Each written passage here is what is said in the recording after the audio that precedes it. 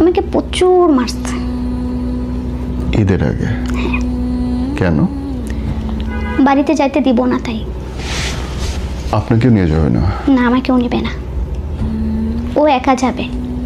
বউ নিয়ে যাবে না বাসায়? না, বউ নিয়ে যাবে না। কিভাবে মারছে? ও হচ্ছে বলতেছে যে আমি বাড়িতে যাব, তুই যাইতে দিবি না। কে? কি মানে হাত দিয়ে মারছে? আর হাত দিয়ে তো মারছি।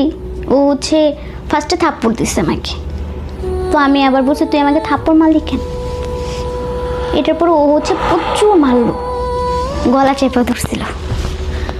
আমরা তো আমার জামাই বউ তো দুজন তো টিন সেট রুমে থাকতাম। পাশের ঘরের আপু মানে ভাবি এসে বলতেছে পিয়া পিয়া ভাবি দরজা খুলেন। এখন আমার তো শক্তি নেই যে আমি উঠে দরজা খুলবো।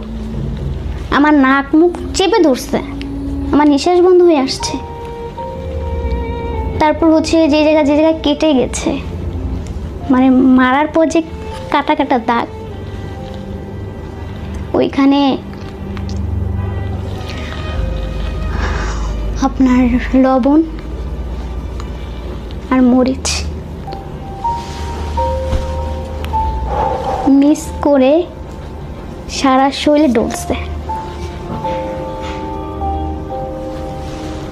হ্যাঁ, আমার হাজবেন্ড? হ্যাঁ, আমার হাজবেন্ড। মারছে, কাটছে, যখন ফাটছে ওই ফাটাগুলোর মধ্যে মরিচ আর লবণ দিয়েছে? জি। আপনারে ভালোবেসে বিয়ে করছিল? হ্যাঁ, আমাকে ভালোবেসে বিয়ে করছিল।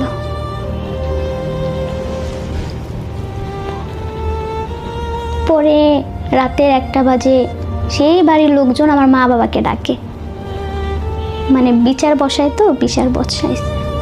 ওইখানে আমি আমার মা প্লাস বাবাকে অপমান করছি। যেমন হচ্ছে তোরা কেন আইসস আমার মাকে,